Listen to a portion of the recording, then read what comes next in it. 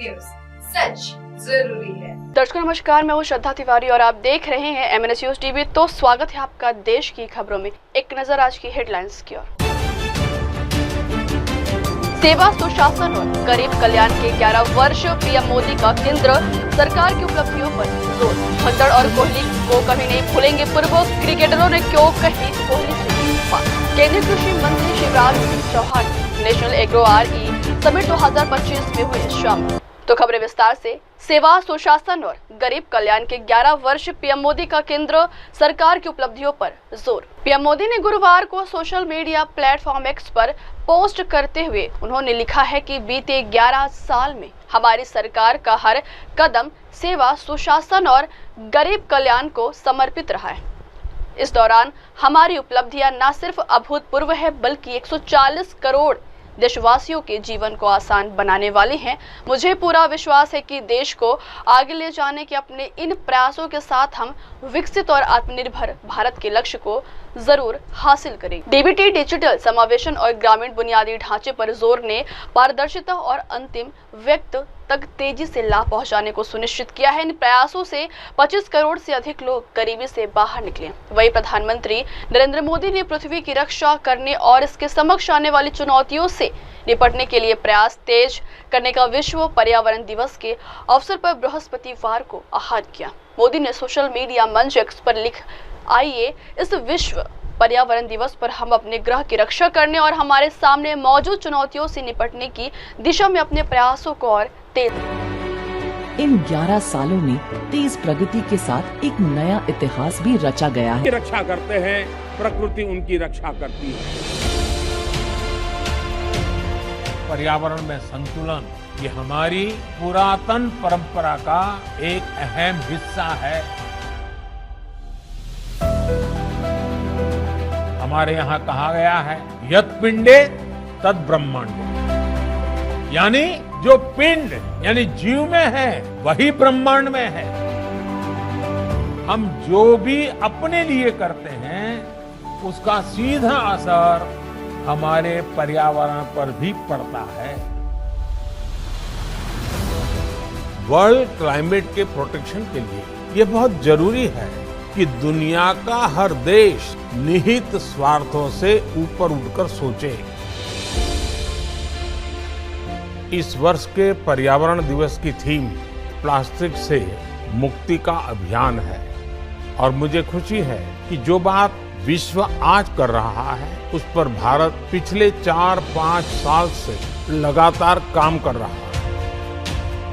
मेरे लिए व्यक्तिगत रूप से बहुत सुखद है कि मिशन लाइफ यानी लाइफस्टाइल फॉर एनवायरनमेंट आज पूरे विश्व में एक पब्लिक मूवमेंट, जन आंदोलन बनता जा रहा है। लाखों साथियों ने रिड्यूस, रीयूज, रिसाइकल का मंत्र अपने रोजमर्रा के जीवन में अपनाया।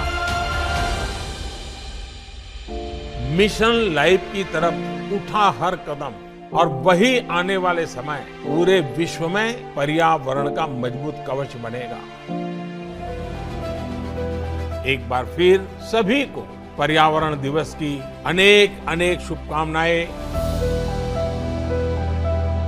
बढ़ते अगली खबर। भगदड़ और विराट कोहली को कभी नहीं भूलेंगे पूर्व क्रिकेटरों ने क्यों कही कोहली से ये बात। बेंगलुरु में चिन्नास्वामी स्टेडियम के बाहर बुधवार शाम RCB IPL 2025 खिताब जीतने की खुशी में विक्ट्री परेड निकाली गई। इस दौरान एक बड़ा हादसा हो गया। स्टेडियम के बाहर भारी भीड़ के कारण भगदड़ मच गई। हादसे में अब तक 11 लोगों की मौत हो चुकी है तो वहीं कई लोग घायल भी हुए जिनका इलाज भी हुआ। इस हादसे के बाद भी आयोजित हुए सम्मान समारोह से सरकार और RCB टीम समेत विराट कोहली पर कई तरह के सवाल खड़े होने लगे हैं। पूर्व क्रिकेटर मदन लाल ने कहा है कि लोग भगदड़ की इस घटना और विराट कोहली को कभी नहीं भूलेंगे। जब लोग बाहर मर रहे थे तब अंदर जश्न मनाया जा रहा था। वहीं बेंगलुरु के M चिन्नास्वामी स्टेडियम के बाहर मची भगदड़ पर पूर्व भारतीय क्रिकेटर अतुल वासन का भी बयान सामने आया। Yeah, so it's very sad, it's tragic what I heard, and it just transpired in front of my eyes because since last night after the match I've been doing shows, and I saw that relief on Virat's face and the kind of traction and the kind of wanting for this IPL trophy, I could see. And he had made it clear that in time 2016 when he lost, it was one of his worst moments. So I think the fans got into this, they bought into this story of Virat, that it was such a big thing. And when Virat got it eventually with Anushka and all that, I think fans went crazy.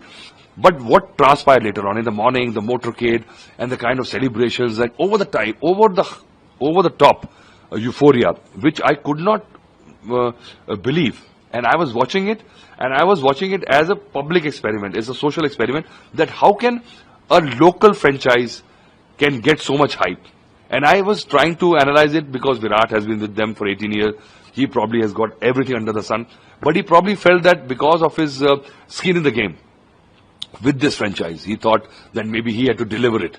And I think after he has delivered this, he feels complete. And then the fans bought into it, which is not the real thing. So I think it's just the Virat factor, the connect with Virat, his fans have got worldwide, that they got sold the story. That was such a big thing. It was made to look like even bigger than India winning the World Cup, which was crazy for me because I could not. And then this is good marketing by the franchises, by the IPL, you know. And, I could see that, like in America, when they have their own, sports, American football or NBA, even the cities are playing. They call it the World Series. So I think that kind of hyperbole has been created here. But what happened after this? And politicians you can't blame because it was a wet dream come true. To get these many people together in a rally, they would have to pay so many for so many meals, probably give saris away. And this was free for all. And the franchises, it was free publicity because they have to sell the slots next year. Now the team has won. They've got to raise the rates. So this kind of mass connection, you can't buy in actual money. So I think then the players have got no role to play. I think the players were doing it for the fans because they thought the fans have been with them for 18 years and they wanted to be next to the fans. So they were giving it back to the fans. There was no advantage or benefit for the players in it. And when I say the players, it's Virat. And I think Virat was paying it back to the fans in the way of this celebrations today. But I cannot believe in a million years that if Virat, I have known him as a kid, I know him as a person, and I cannot believe that he knew that people were dying outside and the felicitation was going inside. The politicians I can believe because they're ruthless, they're thick-skinned, and they're mercenaries, and so is the corporate, which is RCB franchise. With the franchises don't care because they have to show the balance sheets, they have to show revenue. So they would have known maybe. So it was a lack of communication. By the time Virat and the players would have got to know, they didn't have any say in it. And if Virat would have known, he would have immediately walked out. So I cannot believe that Virat knew and this has happened. But very sad, very tragic. It's a lesson, I think, in the future. Having said that, I think still you cannot indemnify against happenings like this. Every year, in spite of the best arrangements, about a few hundred people die in Saudi Arabia every year. Even 100 people died in a nightclub in USA, Denmark, Bolivia, Germany. So this happens. In spite of what you do, things can happen. But in India, there's a lack of discipline. You can see when you drive on the roads, and this kind of mass hysteria, which was everybody was beating themselves into a frenzy. I think this could have been toned down a bit, but everything was there to be gained by beating it into a big hype. And eventually, when you actually overmill something, it comes back and bites you in the ass. बढ़ती अगली खबर की ओर। केंद्रीय कृषि मंत्री Shivraj Singh Chouhan national agro आरी summit 2025 में शामिल हुए। केंद्रीय कृषि मंत्री शिवराज सिंह चौहान आज नई दिल्ली में national solar energy federation of India द्वारा आयोजित राष्ट्रीय कृषि नवीकरणीय ऊर्जा शिखर सम्मेलन 2025 में शामिल हुए। इस अवसर पर उन्होंने फेडरेशन द्वारा तैयार कृषि और नवीकरणीय ऊर्जा पर रिपोर्ट एवं वार्षिक संदर्भ पुस्तिका का विमोचन भी किया है। कृषि क्षेत्र में नवीकरणीय ऊर्जा के समावेश को लेकर देश के नीति निर्माताओं, विशेषज्ञों और किसानों के बीच संवाद व सहयोग के लिए सम्मेलन आयोजित किया गया। इस अवसर पर शिवराज सिंह चौहान ने संबोधित करते हुए कहा है कि पीएम मोदी ने मुझे कृषि व किसान कल्याण और ग्रामीण विकास मंत्रालय का दायित्व सौंपा है। जो दायित्व मुझे मिलता है मैं उसे निष्ठापूर्वक निभाने की कोशिश करता हूँ।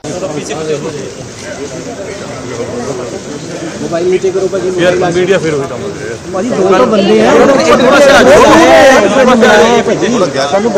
चंगी गल है बुलाना ही होंगे।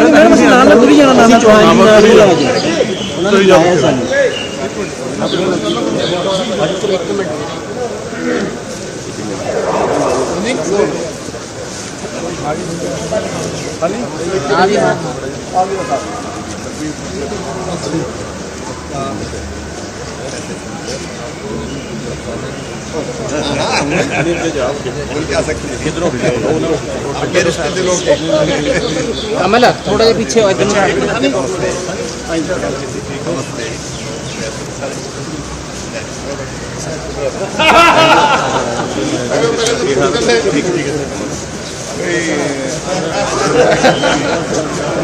यार दोस्त मोहन के मिनट निमाई थोड़ा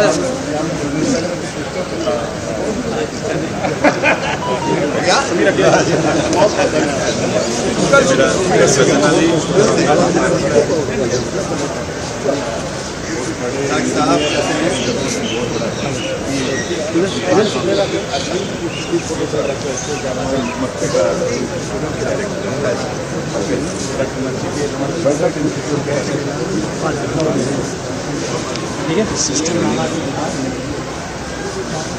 यार दोस्त मोबाइल पीछे करो यार। ये सर हमारा देहरादून वाला सेंटर है। अच्छा कोई बात नहीं। हो गया वो हो गया सर एक फोटो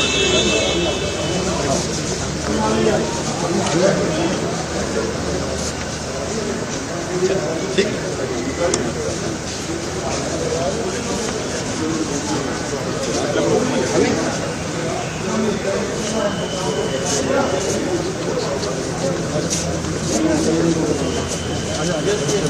मेमोरेंडम देना जी भाई साहब ये मेमोरेंडम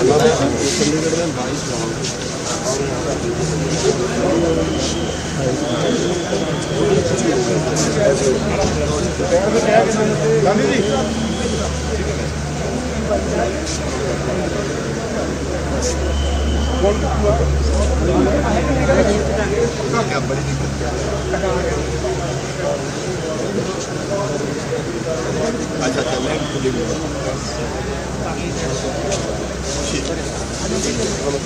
नमस्ते भाई साहब एक बार नीचे फोटो करवा लो। ये हमारे कुछ राणा जी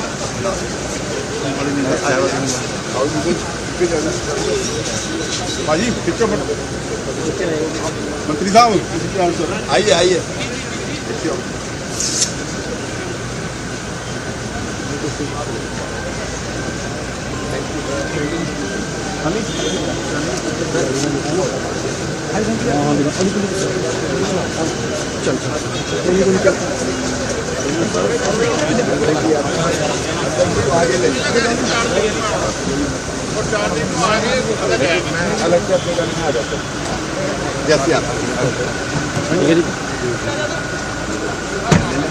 बढ़ती अगली खबर की ओर। विश्व पर्यावरण दिवस पर सीएम योगी ने किया पौधारोपण। सीएम योगी आदित्यनाथ ने आज विश्व पर्यावरण दिवस के उपलक्ष्य में अपने सरकारी आवास 5 कालिदास वर्ग पर पौधारोपण कर एक पेड़ मां के नाम अभियान का शुभारंभ किया है। मुख्यमंत्री योगी आदित्यनाथ ने कहा है कि आज का दिन अत्यंत महत्वपूर्ण और पावन दिन है। गंगा दशहरा की पावन तिथि है। आज ही के दिन मां गंगा का अवतरण इस धरा पर हुआ था। आज ये पावन तिथि महाराज भागीरथ के बाद इस कार्य को अविरल और निर्मल गंगा के नाम पर नमामि गंगे परियोजना के माध्यम से पीएम मोदी ने देशवासियों को दिया है। हम इसके लिए पीएम मोदी के आभारी। आज का दिन अत्यंत महत्वपूर्ण और पावन दिन है।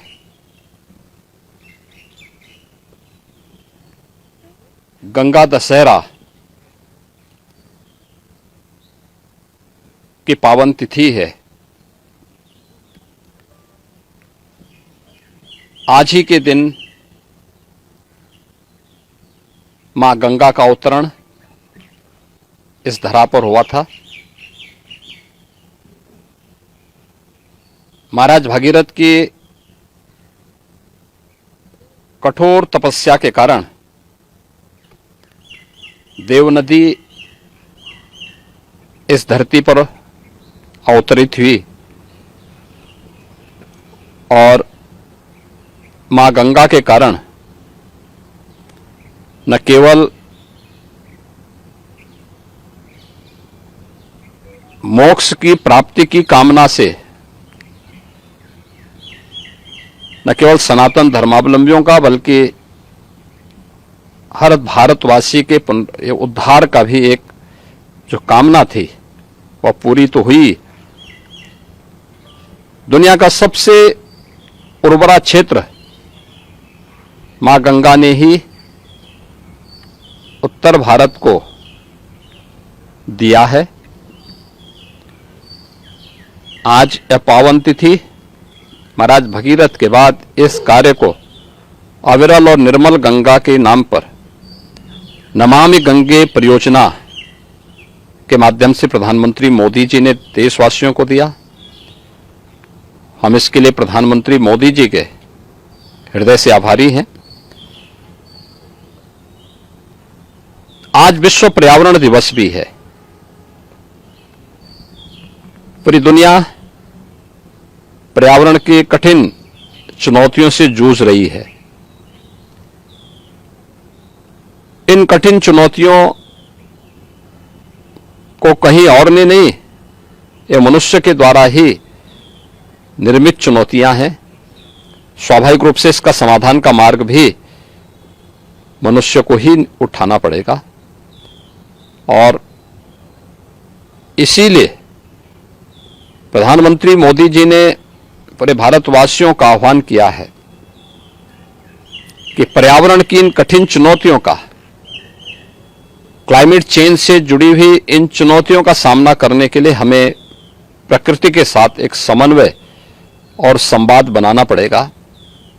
इस समन्वय और संवाद का ही नाम उन्होंने बहुत आसानी से दिया है, एक पेड़ मां के नाम। आज उत्तर प्रदेश में इस कार्यक्रम की शुरुआत हुई है, एक पेड़ मां के नाम। यह कार्यक्रम आज से लेकर के लगातार चलेगा। 23 जून को इसका एक बृहद रूप उत्तर प्रदेश के अंदर देखने को मिलेगा। अगर तब तक बरसात प्रारंभ हो गई, मानसून पर्याप्त मात्रा में आ गया, तो उस दिन भी बड़े पैमाने पर वृक्षारोपण का कार्यक्रम होगा, क्योंकि उस दिन भारत माता के महान सपूत डॉक्टर श्यामा प्रसाद मुखर्जी का बलिदान दिवस है। 1 जुलाई से लेकर 7 जुलाई के बीच में वन महोत्सव के बड़े कार्यक्रम के साथ उत्तर प्रदेश वासी जुड़ेंगे, जिसके माध्यम से 35 करोड़ से अधिक वृक्षारोपण का लक्ष्य हम लोगों ने इस बार भी रखा है। यह क्रम 15 अगस्त तक निरंतर चलेगा। मुझे बताते हुए प्रसन्नता है कि उत्तर प्रदेश में अब तक 210 करोड़ से अधिक वृक्षारोपण के लक्ष्य को वन विभाग के नेतृत्व में पिछले 8 वर्ष में उत्तर प्रदेश सरकार ने लगाया है, जिसमें 75 से 80% जो पेड़ लगाए गए थे वे आज भी जीवित हैं। उत्तर प्रदेश के वन आच्छादन को बढ़ाने में इनकी महत्वपूर्ण भूमिका है। एक पेड़ मां के नाम हमें पर्यावरण के प्रति और अपनी इस अरण्य संस्कृति, जिसने दुनिया को ज्ञान के बृहद धरोहर दी है, इसके प्रति जागरूक करती है। मैं इस अवसर पर आज पावन गंगा दशहरा और विश्व पर्यावरण दिवस की पूरे प्रदेशवासियों को हृदय से बधाई देता हूं, अपनी शुभकामनाएं देता हूं। बढ़ते अगली खबर। दिया कुमारी की अध्यक्षता में पर्यटन समीक्षा बैठक, राजस्थान पर्यटन को नई उड़ान देने की दिशा में ऐतिहासिक निर्णय। जयपुर से बड़ी खबर सामने आ रही है, जहां राजस्थान की उप मुख्यमंत्री दिया कुमारी ने बजट में की गई घोषणाओं की समीक्षा बैठक की। दिया कुमारी ने निर्देश दिए हैं कि बजट घोषणाओं का क्रियान्वयन हो या फिर केंद्र परिवर्तित योजनाएं, सभी का काम समयबद्ध और गुणवत्ता पूर्ण होना चाहिए। बैठक में झुंझुनू में राज्य का पहला वार म्यूजियम स्थापित करने की घोषणा की गई है। इस संग्रहालय में राजस्थान के वीर सैनिकों की शौर्य गाथाएं, युद्ध कौशल और ऐतिहासिक युद्धों से जुड़ी सामग्री प्रदर्शित की जाएगी। जयपुर का ऐतिहासिक अल्बर्ट हॉल संग्रहालय अब एक स्मार्ट म्यूजियम के रूप में विकसित किया जाएगा। धार्मिक पर्यटन को बढ़ावा देने के उद्देश्य से पुष्कर के लिए 300 करोड़ रुपए की विकास योजना प्रस्तुत की गई है। इसमें ब्रह्मा मंदिर कॉरिडोर, घाटों का जीर्णोद्धार, थीम पार्क में laser show, digital guiding system, Savitri Vatika और ब्रह्मा से वाराह चौक तक कॉरिडोर निर्माण जैसे कार्य शामिल है। घोषणाएं थी उनकी रिव्यू हुई है और जहां जो बस यही है कि सब कुछ अब हम लोग जल्दी करें और टाइम बाउंड तरीके से सारे काम शुरू हो जाए। मैं आपको बताना चाहूंगी सभी कुछ बिल्कुल टाइम बाउंड ही है, चाहे पुष्कर हो, पुष्कर कॉरिडोर हो, चाहे महाराणा प्रताप सर्किट हो, चाहे बावड़ियाओं का रिस्टोरेशन हो, शेखावटी की बात करूं, सब कुछ मतलब सब कुछ चल रहा है। बस ये क्या है, प्रोसेस होता है, उस प्रोसेस के अंतर्गत समय लगता है जो लगता है, पर हम लोग तो इसको रेगुलरली फॉलो अप करते आए हैं। छोटी मीटिंग्स भी विभाग की हम लोग करते हैं और इस बार थोड़ी बड़ी मीटिंग थी क्योंकि बहुत सारी चीजें थी, तो उसको सॉर्ट आउट करके और बिल्कुल करेंगे, कर रहे हैं। कोशिश पूरी चल रही है कि अच्छी तरीके से टूरिस्ट ज्यादा से ज्यादा आए राजस्थान, उनकी सुविधाएं अच्छी हो, एक्सपीरियंस अच्छा हो और हमारा टूरिज्म सेक्टर और आगे बढ़े। जो बावड़ी पे चर्चा हुई है, क्या कौन से ऐसे हैं जिनको डिस्कस? नहीं, देखिए बावड़ियाँ जो हम लोग टेकअप कर रहे हैं वो भी स्टेज वाइज ही लेंगे, फेज वाइज लेंगे। पहले थोड़ी बहुत लेंगे, फिर मतलब 5-6 अभी लेंगे, फिर उसके बाद और लेंगे। बावड़ियों का रेस्टोरेशन बहुत जरूरी है, ये तो हमारी विरासत है और उस समय से बनी हुई ये जो इतनी सुंदर और ये टूरिज्म अट्रैक्शन भी है सब बावड़ियाँ। एंड पानी के भी एक बहुत अच्छा वो था, एक के वहाँ से बिल्कुल था, तो उस पे इस बार मीटिंग में वो डिस्कस हुआ है और उसको भी बहुत जल्दी एक कंसल्टेंट के साथ जो कि ये सब चीज़ें समझते हैं, क्योंकि बहुत सारी तो प्रोटेक्टेड बावड़ियाँ हैं, प्रोटेक्टेड मॉन्यूमेंट्स में भी आते हैं, तो उनको तरीके से हो, कोई गलत चीज़ का उपयोग ना हो, मटेरियल सही तरीके से हो, एक प्रॉपर जो हेरिटेज कंसल्टेंट है उसके उनकी सलाह के बाद हम लोग उस पर काम करें, वो सब चल रहा है अभी। पाकिस्तान वॉर के बाद पर्यटकों की संख्या में थोड़ी सी कमी देखी गई थी, तो पर्यटकों की संख्या दोबारा से नहीं, कमी मेरे को नहीं लगता आई, क्योंकि आप बात कर रहे हो किससे, आप लास्ट ईयर समर से उसको कंपेयर कर रहे हो, किससे कर रहे हो? क्योंकि वैसे भी ऑफ सीजन है, तो ऑफ सीजन में वैसे भी टूरिस्ट कम होंगे अभी, और मुझे नहीं लगता ज्यादा कुछ अफेक्ट होने वाला है टूरिज्म इंडस्ट्री को, क्योंकि बहुत जल्दी ये जो भी कुछ हुआ और उसके बाद मुझे लगता है अब सॉर्ट आउट भी हो गया है, तो अभी बहुत ज्यादा फर्क नहीं पड़ने वाला। बढ़ती अगली खबर की ओर। कटरा टू श्रीनगर 270 किलोमीटर का सफर 160 की रफ्तार और सिक्योरिटी में 5000 जवान तैनात। पीएम मोदी ने 6 जून से कटरा और श्रीनगर को जोड़ने वाली ट्रेन सेवा का उद्घाटन करेंगे। शुरुआती तौर पर इस रूट पर एक ही ट्रेन चलेगी। पिछले काफी समय से लोग इस ट्रेन के शुरू होने का इंतजार कर रहे थे, जो कि 6 जून को खत्म हो जाएगा। दिल्ली और कटरा के बीच वर्तमान में 6 ट्रेनें चल रही है। अगर कोई यात्री दिल्ली से श्रीनगर तक जाना चाहता है तो उसे पहले कटरा पहुंचना होगा, इसके बाद ही वह कटरा से श्रीनगर तक पहुंच पाएगा। नई दिल्ली से कटरा पहुंचने के लिए यात्री को रात 10:10 पर गलता एक्सप्रेस पकड़नी होगी, जो अगले सुबह 7:30 पर कटरा पहुंचेगी। कटरा पहुंचने के बाद यात्री को सुबह 8:10 पर वंदे भारत एक्सप्रेस मिलेगी, जो कि सुबह 11:20 पर श्रीनगर पहुंचा देगी। एक वरिष्ठ रेल अधिकारी ने बताया है कि कटरा से श्रीनगर तक जाने वाली ट्रेन के रूट में कुल 17 स्टेशन हैं। सभी स्टेशनों पर जांच करना मुश्किल होगा, इसीलिए कटरा में ही हर एक यात्रियों के ID कार्ड जांच और उनके सामान की जांच की जाएगी।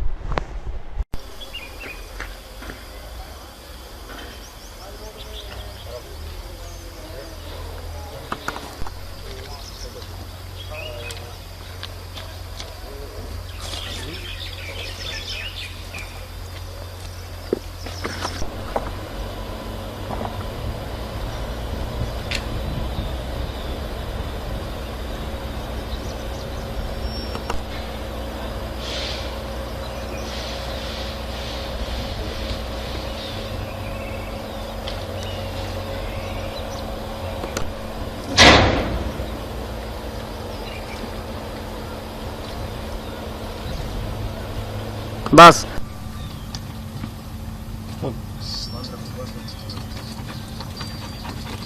बस रुक।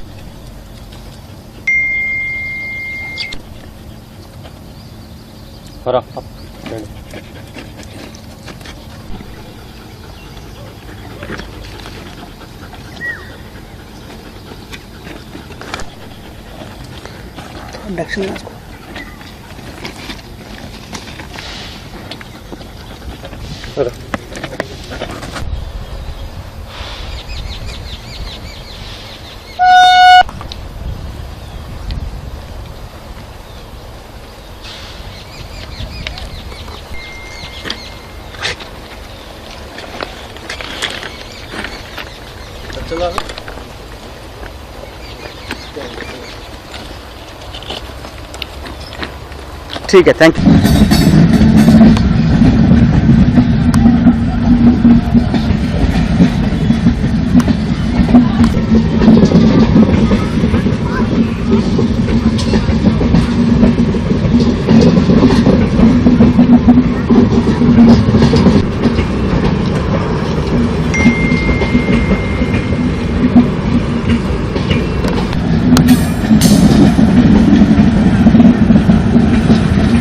बढ़ते अगली खबर की ओर। प्राइवेट स्कूलों की फीस को लेकर आपने बीजेपी को घेरा, आतिशी ने पेरेंट्स से की मुलाकात। दिल्ली में प्राइवेट स्कूल की फीस रेगुलेशन को लेकर आम आदमी पार्टी लगातार रेखा गुप्ता सरकार को घेर रही है। इसी के चलते बुधवार को आप पार्टी ने private school fees regulation bill को लेकर जनता से राय शुमारी की। एक तरफ आप द्वारा बिल पर जनता की राय लेने के लिए जारी fees.consultation.gmail.com पर ढेरों सुझाव आ रहे हैं और दूसरी तरफ पार्टी की विधायक पेरेंट्स से मुलाकात कर उनसे सुझाव ले रहे हैं। इस दौरान आतिशी का बयान सामने आया है। आतिशी ने आगे कहा है कि मैंने सब पेरेंट्स को आश्वासन दिया है कि जिस तरह 10 साल से सरकार में हम उनके हक के लिए लड़ते आए हैं, विपक्ष में भी हम उनसे कंधे से कंधा मिलाकर इस शिक्षा माफिया के खिलाफ लड़ते रहेंगे। देखिए वीडियो। जब से दिल्ली में भारतीय जनता पार्टी की सरकार आई है, प्राइवेट स्कूलों की बेलगाम फीस बढ़ रही है। चाहे ट्यूशन फीस बढ़ाना हो, डेवलपमेंट चार्जेस बढ़ाना हो, एसी चार्जेस के नाम पे पैसों की उगाही करना हो, एक्टिविटी क्लासेस, स्विमिंग क्लासेस के नाम से पेरेंट्स से पैसा मांगना हो, दिल्ली के प्राइवेट स्कूल में पढ़ने वाले बच्चों के माता पिता परेशान हैं। वो 3 महीनों से सड़कों पे उतरे हुए हैं। कभी स्कूल के बाहर प्रोटेस्ट कर रहे हैं, कभी सीएम के घर के बाहर प्रोटेस्ट कर रहे हैं, कभी डायरेक्टरेट ऑफ एजुकेशन के बाहर प्रोटेस्ट कर रहे हैं। पेरेंट्स के इस दबाव में आकर भारतीय जनता पार्टी को कैबिनेट में एक फी रेगुलेशन बिल लाना पड़ा, लेकिन इस फी रेगुलेशन बिल को भारतीय जनता पार्टी ने छुपा कर रखा हुआ है। किसी माता पिता ने, किसी भी वकील ने, किसी भी विधायक ने, दिल्ली के किसी भी रहने वाले ने इस बिल को नहीं देखा। आखिर क्यों छुपाया जा रहा है? अगर पेरेंट्स के हक में बिल लाया जा रहा है तो पेरेंट्स को क्यों नहीं दिखाया जा रहा? क्यों इसको वेबसाइट पे नहीं डाला गया? क्यों इस पर फीडबैक नहीं लिया गया? ये दिल्ली के इतिहास में पहली बार हुआ होगा कि इतना बड़ा कानून, इतनी बड़ी पॉलिसी बिना किसी पब्लिक फीडबैक के लाई जा रही है। और बिल को, कानून के ड्राफ्ट को इस तरह से छुपाना एक ही बात दिखा रहा है कि दाल में कुछ काला है, कि ये जो स्कूल फीस का बिल है ये पेरेंट्स के लिए फीस कम करने के लिए नहीं, ये प्राइवेट स्कूलों पे लगाम कसने के लिए नहीं, ये प्राइवेट स्कूलों को बचाने के लिए लाया जा रहा है। हम भी इंतजार कर रहे थे, पेरेंट्स भी इंतजार कर रहे थे कि ये बिल दिल्ली विधानसभा में पेश होगा तो हम सबके सामने आएगा, विधायकों के सामने आएगा, माता पिता के सामने आएगा, वकीलों के सामने आएगा, एक्टिविस्ट के सामने आएगा। तो हम विधानसभा के पटल पर अपनी राय रखेंगे, पेरेंट्स अपना फीडबैक देंगे, वकील अपना फीडबैक देंगे। लेकिन कल दिल्ली के शिक्षा मंत्री आशीष सूद जी ने प्रेस कॉन्फ्रेंस करके घोषणा करी है कि बिल विधानसभा में पेश नहीं होने वाला। ये प्राइवेट स्कूल के फीस का कानून चोर दरवाजे से ऑर्डिनेंस के माध्यम से लाया जाएगा। ऑर्डिनेंस के माध्यम से लाने का क्या कारण है? सिर्फ एक ही कारण है कि ये बिल माता पिता को बढ़ती हुई फीस से बचाने के लिए नहीं आ रहा। ये बिल स्कूलों का ऑडिट करने के लिए नहीं आ रहा। ये बिल स्कूलों पर लगाम कसने के लिए नहीं आ रहा। ये बिल सिर्फ और सिर्फ प्राइवेट स्कूलों को बचाने के लिए आ रहा है। इसीलिए पहले इस बिल को छुपाया गया, इसको पब्लिक नहीं किया गया, और अब असेंबली में पेश करने की जगह इसको चोर दरवाजे से ऑर्डिनेंस के माध्यम से लाया जा रहा है। कल मैं प्राइवेट स्कूल में पढ़ने वाले बच्चों के कई पेरेंट्स से मिली और सब ने एक सुर में एक ही आवाज कही, एक ही आवाज उनकी आई, हमें ऑर्डिनेंस नहीं चाहिए, हमें बिल पब्लिक डोमेन में चाहिए, हम उस पर अपना फीडबैक देना चाहते हैं, ऑर्डिनेंस हमें मंजूर नहीं है। तो आज आम आदमी पार्टी विधायक दल की तरफ से मैं भारतीय जनता पार्टी की दिल्ली सरकार से ये मांग करती हूं कि आप दिल्ली विधानसभा का स्पेशल सेशन बुलाइए। इस स्पेशल सेशन में ये दिल्ली के प्राइवेट स्कूलों का फी कानून पेश करिए और जो दिल्ली विधानसभा के रूल्स एंड प्रोसीजर्स हैं, इसमें पार्लियामेंट की तरह एक प्रावधान है सिलेक्ट कमेटी बनाने का, जो बिल को एग्जामिन करेगा, जो अलग अलग लोगों से कंसल्टेशन करेगी सिलेक्ट कमेटी, जो पेरेंट्स को बुलाएगी, जो एक्टिविस्ट वकीलों को, ऑडिटर्स को बुलाएगी। तो हमारी ये मांग है कि स्पेशल सेशन हो, बिल को टेबल किया जाए, उसको सिलेक्ट कमेटी के पास भेजा जाए, जो अलग अलग स्टेक होल्डर्स का फीडबैक ले और उसके बाद ही प्राइवेट स्कूल की फीस को रेगुलेट करने का कानून दिल्ली विधानसभा में पास हो। और अगर भारतीय जनता पार्टी ऑर्डिनेंस लेके आ जाती है, अगर भारतीय जनता पार्टी बिल को पब्लिक नहीं करती है, उस पर कंसल्टेशन नहीं करती है, उस पर राय बात नहीं करती है, तो दिल्ली के सब लोगों के सामने ये बात आ जाएगी कि भारतीय जनता पार्टी की प्राइवेट स्कूलों के साथ साठगांठ है और वो प्राइवेट स्कूलों को बचाना चाहते हैं और बढ़ी हुई फीस लेने के लिए प्राइवेट स्कूलों को शह देना चाहते हैं। Thank you. मैम, आप लोगों की ओर से मेल आईडी भी जारी किए गए थे जी। कितने लोगों ने कांटेक्ट किया? 2 दिन 3 दिन हुए हैं, सैकड़ों मेल्स आ गए हैं उस पर। पेरेंट्स की सबसे पहली यही डिमांड है कि बिल को पब्लिक करो, कि बिल को छुपाया क्यों जा रहा है, ऑर्डिनेंस क्यों लेके आया जा रहा है। कल मैं दिल्ली के काफ़ी स्कूलों के प्रतिनिधियों को मिली, तकरीबन 20 अलग अलग 15-20 अलग अलग प्राइवेट स्कूल्स के पेरेंट्स आए हुए थे। उन्होंने इस बिल में क्या क्या प्रावधान होने चाहिए उसका फीडबैक हमें दिया है और एक सुर में एक ही आवाज़ उनकी आई है, हमें ऑर्डिनेंस मंजूर नहीं है। बिल को पब्लिक करो और हमारा फीडबैक।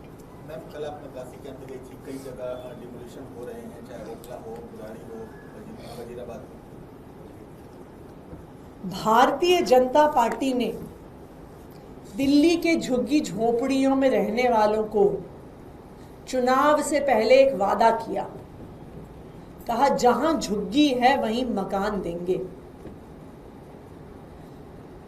दिल्ली के लोगों ने, झुग्गी में रहने वालों ने मोदी जी के इस वादे पे भरोसा कर लिया, भारतीय जनता पार्टी को वोट दे दिया और जैसे ही चुनाव खत्म हुआ तो दिल्ली के अलग अलग हिस्सों में झुग्गियों पे बुलडोजर चलाना शुरू कर दिया। कल मैं मदरासी कैंप में गई, वहां पर ज्यादातर लोगों को कोई मकान नहीं मिला है उनकी झुग्गी के एवज में। ये ऐसे लोग हैं जो कोई 1 साल 2 साल से नहीं, 20 साल 30 साल 40 साल से वहां पे मदरासी कैंप में रहते हैं। कुछ लोगों को घर दिया, कहां दिया? नरेला में दिया।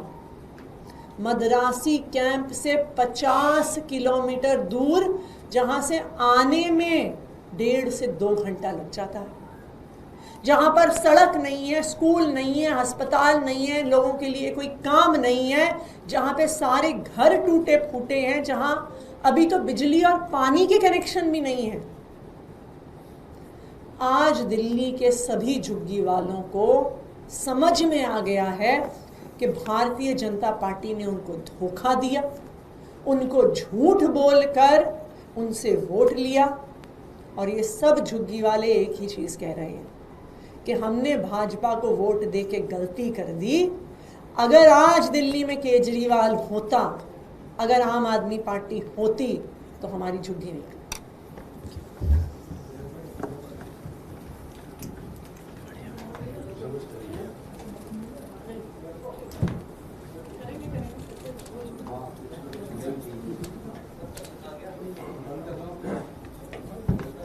बढ़ते अगली खबर की ओर। बिहार चुनाव की हलचल के बीच प्रशांत किशोर ने क्यों की तारीफ? बिहार विधानसभा चुनाव की हलचल के बीच जनसुराज पार्टी के संस्थापक प्रशांत किशोर ने बिहार के सारण में लोगों को संबोधित करते हुए आरजेडी के नेता लालू यादव की तारीफ की। उन्होंने लालू यादव पर कटाक्ष करते हुए कहा है कि बच्चों की चिंता क्या होती है, यह आपको लालू जी से सीखना चाहिए। प्रशांत किशोर ने लालू यादव की तारीफ नहीं की, बल्कि उन पर बेटे तेजस्वी यादव को लेकर कटाक्ष किया है। पीके ने कहा है कि लालू जी इतने अच्छे बाप हैं, लड़के ने 9वीं नहीं पास किए, लेकिन चाहते हैं कि हमारा लड़का बिहार का राजा बने। आप अपनी हालत देखिए, आपके बच्चे ने मैट्रिक पास कर लिया है, बीए कर लिया, लेकिन उसके लिए चपरासी की भी नौकरी नहीं है, लेकिन उसकी आपको कोई चिंता नहीं है। 5 महीने के बाद चुनाव होंगे, तब खूब घर घर चर्चा होगी। लालू का लड़का बनेगा या बीजेपी बनेगी? प्रशांत किशोर इस समय बिहार में बदलाव यात्रा निकाल रहे हैं। उनकी यात्रा सिताब दियारा से शुरू हुई है, जो कि 15 दिनों में लगभग 20 विधानसभा घूम चुकी है। तो चिंता क्या होता है? बढ़ते अगली खबर क्या कांग्रेस छोड़ देंगे शशि थरूर? संसद ने अमेरिका में दिया सवालों का जवाब। कांग्रेस नेता शशि थरूर बीते कुछ दिनों से काफी चर्चा में। इस समय उनकी ही पार्टी के लोग उनके खिलाफ तीखे बयान दे रहे हैं। इस तरह की बयानबाजी को लेकर सोशल मीडिया पर अटकलें लगाई जा रही हैं कि क्या थरूर कांग्रेस पार्टी में बने रहेंगे या फिर बीजेपी में शामिल हो जाएंगे। इसे लेकर शशि थरूर ने कहा है कि वो अभी सांसद हैं और ये सवाल नहीं होना चाहिए। वर्तमान समय में थरूर अमेरिका के वॉशिंगटन में हैं, जहां उनसे सवाल पूछा गया है कि जिस तरह कांग्रेस पार्टी के लोग आपके ऊपर तीखे बयान दे रहे हैं, उसको लेकर सोशल मीडिया पर अटकलें लगाई जा रही हैं कि आप कांग्रेस को छोड़कर बीजेपी में शामिल हो जाएंगे या फिर कोई अलग राजनीतिक राह चुनेंगे। इस सवाल को लेकर थरूर ने स्पष्ट रूप से जवाब देते हुए कहा है कि मैं संसद का निर्वाचित सदस्य हूं, मेरे अभी 4 साल बाकी है। मुझे नहीं लगता है कि किसी को भी इस तरह का कोई सवाल उठाना चाहिए। आपको बता दें कि जब से थरूर भारत के डेलीगेशन का हिस्सा बने हैं, तब से कांग्रेस के कुछ नेता लगातार उन पर निशाना साध रहे हैं। Continuing to be with Congress, will you join the BJP? What is the next thing? I'm an elected member of Parliament. I have 4 years left of my term. I don't know why there is any question to be asked at the moment. बढ़ते अगली खबर क्यों? 1 नवंबर से दिल्ली में सिर्फ इन वाहनों को मिलेगी एंट्री। सीएम रेखा गुप्ता का बयान। दिल्ली सीएम रेखा गुप्ता का बयान सामने आया। उन्होंने कहा है कि 1 नवंबर 2025 से दिल्ली आने वाले वाहनों को BS6, CNG या फिर EV कमर्शियल वाहन होना चाहिए। हम मिलकर ही दिल्ली में प्रदूषण की बड़ी समस्या से डील कर सकते हैं। उन्होंने कहा है कि हम दिल्ली के सभी प्रवेश बिंदुओं पर ANPR automatic number plate registration recognition camera लगाएंगे। ये कैमरे उन वाहनों की पहचान करेंगे जिनकी लाइफ खत्म हो चुकी है और वो प्रदूषण फैला रहे हैं। इन वाहनों को तुरंत ट्रेस किया जाएगा और रोका जाएगा। उन्होंने बताया कि एंड ऑफ लाइफ व्हीकल का पता लगाने के लिए ANPR कैमरे पेट्रोल पंप पर भी लगाए जाएंगे। दिल्ली में एयर पॉल्यूशन हम सब से जुड़ा हुआ विषय है। वर्षों तक एयर पॉल्यूशन का दंश हम सब लोगों को लगातार डस रहा है। दिल्ली के लोगों को अनेक प्रकार की तकलीफ़ों ने हमेशा इस एयर पॉल्यूशन के कारण घेरे रखा और हम सबका एक ही सपना है, clean Delhi, green Delhi, healthy Delhi. और मुझे बड़ी खुशी है कि हमारे एनवायरनमेंट डिपार्टमेंट ने, हमारे मिनिस्टर एनवायरनमेंट ने, सब ने मिलकर के एक बहुत ही बेहतरीन एयर पॉल्यूशन मिटिगेशन प्लान 2025 बनाया है, जिसके अलग अलग आयामों की चर्चा मैं आज यहाँ कर रही हूँ। सबसे पहले एयर पॉल्यूशन को कम करने के लिए, ख़त्म करने के लिए हमारे जितने भी साइंस ऑर्गेनाइजेशंस हैं, हम उनके साथ MOU करेंगे, जो कि अपने लेटेस्ट इनोवेशन आइडियाज़ उसको दिल्ली सरकार के साथ मिल कर के प्रदूषण के खिलाफ लड़ाई लड़ने में सहयोग करेंगे। फॉर एग्जांपल, दिल्ली सरकार ने अभी IIT कानपुर के साथ में एक MOU साइन किया, जो कि क्लाउड सीडिंग और आर्टिफिशियल रेन पे आधारित है, जिसको हमने एक पायलट प्रोजेक्ट के रूप में शुरू करने की मंजूरी करी है और बहुत जल्द दिल्ली में पहली बार क्लाउड सीडिंग के द्वारा आर्टिफिशियल रेन की जाएगी। दूसरा, इसी तरीके से पॉल्यूशन से लड़ने के लिए हम लोगों ने अनेकों युवाओं को इसके साथ जोड़ने के लिए जो स्टार्टअप्स हैं और जो इनोवेशनल चैलेंजेस दिल्ली के पॉल्यूशन को लेकर के हम आमंत्रित करेंगे, कि जो कि कॉस्ट इफ़ेक्टिव भी होंगे और इफ़ेक्टिव सॉल्यूशन भी दिल्ली को दे पाएंगे कि किस किस तरीके से हम इस एयर पॉल्यूशन के चैलेंज को कम कर पाएँ। इसके अलावा जितने भी डस्ट पार्टिकल हमारी हवा में हैं, इससे पहले क्या होता था, पहले की सरकारें दिल्ली गवर्नमेंट के लेवल पे काम हो पाता था, परंतु कहीं MCD के लेवल पे, कहीं NDMC के लेवल पे कुछ स्मोक गन या कुछ वाटर स्प्रिंकलर चलते हुए दिखाई देते थे। और वो भी तब जब भरी सर्दी होती थी और सर्दी के समय में ये माना जाता था कि भाई अब पॉल्यूशन का समय शुरू हो गया। पर सच मानिए, बहुत ज़्यादा डिटेल स्टडी करने के बाद हम लोग इस नतीजे पे हैं कि पॉल्यूशन जो है केवल मात्र 2 महीने का काम नहीं है, ये साल भर रहने वाला प्रॉब्लम है। आज मई में भी अगर आपको पॉल्यूशन का, एयर पॉल्यूशन का आप जब क्राइटेरिया देखते हैं, AQI देखते हैं कि ज़्यादा है और कोर्ट को ग्रैब लगाना पड़ता है या सरकार को ग्रैब लगाना पड़ता है, तो आप मानिए कि ये तो 12 महीने साल भर ध्यान करने वाली एक सेगमेंट है। तो इसलिए दिल्ली सरकार की ओर से हमने योजना बनाई है कि मानसून का वो समय छोड़ करके उसके अलावा पूरा साल भर 1000 वाटर स्प्रिंकलर्स और 140 एंटी स्मोक गन्स पूरे के पूरी दिल्ली में तैनात रहेंगे। हर वार्ड में, हर विधानसभा में वो काम करेंगे, ताकि किसी भी प्रकार का एयर में जो डस्ट पार्टिकल है उसको कंट्रोल किया जाए। और इसी प्रकार 70 नई मैकेनिकल रोड स्वीपर मशीनें हम दिल्ली की ओर से ले रहे हैं, जो कि रोड क्लीनिंग भी करेंगी, डस्ट कंट्रोल भी करेंगी, जो इंटीग्रेटेड होगी 20 डंपिंग व्हीकल से। यानी कि आपकी स्वीपिंग मशीन कहीं से मलबा उठा रही है तो उसे कहीं मूव ना करना पड़े, डंपिंग व्हीकल वहीं आएगा, उससे पूरा मलबा लेगा और जो भी उसका वेस्ट है उसको कलेक्ट करेगा और वो जाके डंपिंग साइट पे छोड़ के आएगा। इसी तरीके से 70 हम इलेक्ट्रिक लिटर पिकर्स जो कि बहुत ही वेग के साथ उसका ऐसा उसका मैन्युफैक्चरिंग है कि वो पूरा का पूरा जो लिटर है उसको पिक कर पाएगा। ऐसी 70 इलेक्ट्रॉनिक लिटर पिकर्स भी हम उन मशीनों के साथ 70 मैकेनिकल स्वीपिंग मशीनों के साथ में जोड़ के उसे काम पे लगाएंगे। और ये जो मशीनें हैं इसमें 30 वाटर टैंकर साथ में चलेंगे, क्योंकि ये जो स्वीपिंग मशीन है इसमें इंटीग्रेटेड जो है वो वाटर स्प्रिंकलर भी है, स्मोक टावर भी है। ये पूरी मशीनरी इकट्ठे काम करेगी कि वहीं छिड़काव भी होगा, वहीं से डस्ट भी उठाई जाएगी और वहीं लिटर पिकर के द्वारा बाकी की गार्बेज भी इकट्ठी की जाएगी। तो दिल्ली सरकार के द्वारा इसे भी मंजूरी दे गई है और इसके लिए हमने बजट भी ऑलरेडी दे दिया गया था। इसके अलावा हमने डस्ट पॉल्यूशन और कंट्रोल करने के लिए हमने दिल्ली में 13 पॉल्यूशन हॉटस्पॉट, जहां सबसे ज़्यादा पॉल्यूशन रहता है, इन सभी हॉटस्पॉट्स पे वहाँ पे जो बड़े बड़े पोल्स हैं उसके ऊपर मिस्ट स्पेयर लगाएंगे, ताकि ये जो स्प्रिंकल होगा, मिस्ट जो डाली जाएगी उसके कारण से उस एरिया में जो कि हॉटस्पॉट हैं वहाँ का डस्ट पार्टिकल भी हम कर्टेल कर सकें।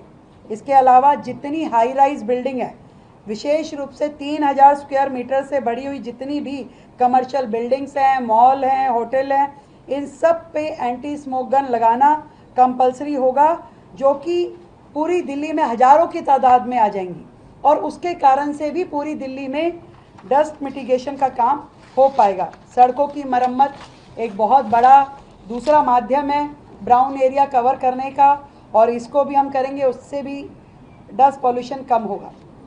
नेक्स्ट पॉइंट पे अगर मैं आती हूँ तो उसमें जो कंस्ट्रक्शन साइट्स हैं और जो डेमोलिशन वेस्ट है, ये बहुत बड़ा हिस्सा है दिल्ली के एयर पॉल्यूशन को बढ़ाने के लिए। इसके लिए हमने जो है 500 स्क्वायर मीटर से बड़े हुए इससे बड़े जितने भी प्रोजेक्ट है वो डीपीसीसी की जो रजिस्ट्रेशन उसके अंदर कंपलसरी होगा उन प्रॉपर्टीज़ का, और कंस्ट्रक्शन साइट पे भी उनका रजिस्ट्रेशन जो है डिस्प्ले होना होगा, मैंडेटरी किया जाएगा, और एआई आधारित ऑटोमेटिक नोटिस उनको दिए जाएंगे, जुर्माना लगाया जाएगा यदि वो डीपीसीसी पोर्टल के माध्यम से जो 14 पॉइंट देंगे dust pollution reduction tool kit के, उन 14 पॉइंट्स को उनको कंपलसरी फॉलो करना होगा, उसकी रिपोर्ट देनी होगी सरकार को, और डीपीसीसी जो है तुरंत अपना पोर्टल 2 जिसमें मॉडर्न एआई और मशीन लर्निंग फीचर्स रहेंगे, जिसके माध्यम से इन सभी प्रॉपर्टीज़ का फुल ऑब्जर्वेशन रहेगा, और एक भी अगर वो प्रॉपर्टी गाइडलाइन को, पॉल्यूशन डीपीसीसी की गाइडलाइन को फॉलो नहीं करेगी तो तुरंत वो ट्रेस हो पाएगी और उसके ऊपर तुरंत कार्रवाई भी की जाएगी। प्रोसेसिंग और rescue of construction demolition waste जो है, आप लोगों को जानकारी है कि तयखंड में हम सब लोग दिल्ली सरकार के द्वारा जो सीएनडी वेस्ट का एक वेस्ट प्रोसेसिंग कैपेसिटी हम उसको बढ़ा रहे हैं, उसका कार्य भी हम जल्द पूरा करने की स्थिति में आएंगे, जिससे दिल्ली में यहाँ वहाँ जितना मलबा है वो प्रोसेस हो पाए, सीएनडी वेस्ट को हम ख़त्म कर पाएँ। ये गवर्नमेंट के लिए एक बहुत ही ऐसा प्रोजेक्ट है जो बहुत ज़रूरी भी है, और जितने प्राइवेट प्रोजेक्ट में भी सीएनडी वेस्ट बनने वाले जो प्रोडक्ट हैं वो पॉलिसी भी लाई जा रही है, और इन सीएनडी वेस्ट प्लांट पर गवर्नमेंट उस वेस्ट से टाइल्स बनाती है, और वो टाइल्स को हमने कंपलसरी किया है कि गवर्नमेंट के जितने भी काम होंगे उन सब में उन टाइल्स को एक परसेंटेज हम फिक्स कर रहे हैं कि उनको उपयोग करना नेसेसरी है, ताकि प्लांट पे जितना टाइल वर्क इकट्ठा हो उनका उपयोग भी सरकार साथ साथ में करती रहे, चाहे वो एमसीडी हो, पीडब्ल्यूडी हो या बाकी एजेंसियां हों। हम सभी जानते हैं कि पॉल्यूशन का अगला सेगमेंट जो है वो वाहन प्रदूषण एक बहुत बड़ा पूरा कंट्रीब्यूट करता है एयर पॉल्यूशन की दिशा में। हमने कुछ और चीज़ें इलेक्ट्रिक पॉलिसी के साथ साथ जो करने जा रहे हैं, तो दिल्ली की जितने एंट्री पॉइंट है इस पे हम ANPR यानी automatic number plate registration recognition कैमरे लगाएंगे, जो कि एंड ऑफ लाइफ व्हीकल को पहचान पाएंगे, और जैसे ही वो व्हीकल इन कैमरास की रेंज में आएगा तो पता चल पाएगा कि ये व्हीकल जो है pollution creating end of life vehicle हैं, तो तुरंत उन्हें ट्रेस करके उन्हें रोका जाएगा। सभी पेट्रोल पंप्स पे भी ये वाले कैमरे लगेंगे, ANPR वाले ANPR कैमरास लगेंगे, और पेट्रोल पंप से भी एंड ऑफ लाइफ व्हीकल को हम ट्रेस कर पाएंगे। दिल्ली की बाउंड्री वॉल में, दिल्ली की परिधि में कोई भी व्हीकल जो आएगा वो BS6 CNG या EV कमर्शियल व्हीकल होना जरूरी होगा 1 नवंबर 2025 से, ताकि दिल्ली में जो पोल्यूशन का इतना भयंकर समस्या है उसको मिल करके हम सभी कम कर पाएँ, क्योंकि दिल्ली का अपना व्हीकल जितना पोल्यूशन में कंट्रीब्यूट करता है उतना ही बाहर से आने वाला व्हीकल भी दिल्ली के पोल्यूशन को बढ़ाता है। तो इसलिए हम ये चाहते हैं कि दिल्ली की परिधि में जो भी व्हीकल नवंबर के बाद आए, 1 नवंबर के बाद, वो BS6 CNG या EV कमर्शियल व्हीकल होना चाहिए। इसी प्रकार दिल्ली के और पड़ोसी राज्यों के जो व्हीकल एंड ऑफ लाइफ वाले हैं उन सब का डाटा हमारे पास होगा, इवन दिल्ली के व्हीकल्स का डाटा भी हमारे पास होगा, और समय समय पे एक वार्निंग के तौर पे दिल्ली सरकार व्हाट्सएप मैसेज और SMS दिल्ली के और बाहर के वाहनों को भेजेगी कि आपका जो व्हीकल है ये एंड ऑफ लाइफ की तरफ जा रहा है, कृपया इसको आप चेक कर लीजिए, ये अब दिल्ली में इसको प्लेस नहीं मिल पाएगा। तो सभी प्रमुख जो एंट्री पॉइंट हैं और MCD के टोल के जो बैरिकेड्स हैं वहाँ सभी पे इस तरीके की सुविधाएं लगाई जाएंगी जहां से हमें ये व्हीकल्स का ज्ञान मिल पाएगा। बढ़ते अगली खबर की ओर। इको फ्रेंडली बकरीद, राणे के बयान से सियासी भूचाल। मत्स्य मंत्री नितेश राणे के बकरीद को वर्चुअल तरीके से मनाने के बयान के बाद राज्य में काफी चर्चा हो रही है। अल्पसंख्यक आयोग के अध्यक्ष प्यारे खान ने उन्हें नोटिस भेजने की चेतावनी दी और घोषणा की है कि वे CM फडणवीस और भाजपा नेताओं से इसकी शिकायत करेंगे। इस पृष्ठभूमि में बुधवार को नागपुर आए मंत्री राणे ने बकरीद के कारण हिंदू नागरिकों की परेशानी को व्यक्त की। राणे ने कहा है कि सोसाइटियों में बकरे काटे जाएंगे, इससे कई सवाल पैदा होंगे और दोनों समुदायों के बीच विवाद पैदा होगा। इससे कल दंगे हो सकते हैं। अगर कोई इसे रोकने की सलाह दे रहा है तो हमें सुनना चाहिए। प्यारे खान को मेरी सलाह है कि उन्हें मेरी कही गई बातों पर विचार करना चाहिए। उन्हें मुस्लिम समुदाय से अपील करनी चाहिए कि राणे जो कह रहे हैं वह हमारे हित में है, इको फ्रेंडली बकरीद मनाएं। बढ़ते अगली खबर की ओर। बेंगलुरु भगदड़ पर प्रियंका खड़गे ने स्वीकारी चूक, कहा भाजपा कर रही है राजनीति। RCB के विक्ट्री सेलिब्रेशन के दौरान M चिन्नास्वामी स्टेडियम के बाहर हुई भगदड़ को लेकर FIR दर्ज कर लिया गया है। पुलिस ने इस मामले में किसी को आरोपी नहीं बनाया है। घटना की जांच के लिए पहले ही CM सिद्धारमैया ने आदेश दे दिया है। मुख्यमंत्री ने घटना को प्रेस कॉन्फ्रेंस में से सुरक्षा में चूक माना है। घटना को लेकर सियासी माहौल गर्म है। लोग कर्नाटक की कांग्रेस सरकार और RCB फ्रेंचाइजी पर निशाना साध रहे हैं। साथ ही विराट कोहली की भी आलोचना हो रही है। वहीं कर्नाटक सरकार में मंत्री व कांग्रेस अध्यक्ष मल्लिकार्जुन खड़गे पुत्र प्रियंका खड़गे की घटना पर प्रतिक्रिया आई है। उन्होंने गलती स्वीकार की है। देखिए video. Yes, there has been a mistake. We have agreed to it. We have taken responsibility. We will correct. We are a responsible government. ಆಮೇಲೆ ಜನರಿಗೆ ಉತ್ತರ ಕೊಡಬೇಕು, ಕೊಡ್ತೀವಿ. Incident, the government. बढ़ते अगली खबर की ओर। बिहार में जातीय जनगणना काफी नहीं, तेजस्वी यादव ने जताया शक, कहा बीजेपी की मंशा ठीक नहीं। मोदी सरकार ने अगले साल 2026 में पूरे देश में जातीय जनगणना करवाने का फैसला किया है। इसी बीच राष्ट्रीय जनता दल RJD नेता तेजस्वी यादव ने इसे लेकर बयान दिया है। तेजस्वी ने भाजपा पर आरोप लगाया है कि उनकी मंशा जनगणना को लेकर सही नहीं है। तेजस्वी ने कहा है कि भाजपा की मंशा ठीक नहीं है, लोगों की मंशा ठीक नहीं है। हमने पहले भी कहा है कि बिहार चुनाव को देखते हुए इन लोगों ने घोषणा की है। हमारे दबाव और पुराने मांग के कारण इन्होंने इसे कैबिनेट से पास कराया है। हम वर्गों की भी गिनती कराएंगे जिससे पता चलेगा कि कितनी जातीय है और कितने OBC EBC। जनगणना को लेकर है, 2 चरणों में जनगणना होगी और मार्च 2027 इसकी शुरुआत होगी। देखिए, इन लोगों की मंशा जो है वो ठीक नहीं है और हम लोगों ने पहले भी कहा, तो बिहार चुनाव को देखते हुए इन लोगों ने जो है अनाउंस किया है और हम लोगों का एक दबाव था। ये हम लोगों की जीत थी और हम लोगों की पुरानी मांग रही है, तब इनको जो है केवल जो है पास कैबिनेट से करना पड़ा है। लेकिन अभी कह रहे हैं 2 चरणों में होगी। हम तो कह रहे हैं जाति के साथ हम लोग वर्गों का भी करवाएंगे कि आखिर पता चले कि कितनी जातियां हैं और कितने OBC हैं, कितने EBC हैं। वर्ग का भी जो है कॉलम जो है आना चाहिए। और हम तो मांग करते हैं, मुख्यमंत्री जी को भी हम चिट्ठी लिखने वाले हैं कि जो बिहार में महागठबंधन की सरकार हम लोगों ने जो 65% जो आरक्षण बढ़ाई टोटल 75%, उसको जो है शेड्यूल 9 में डाला जाए।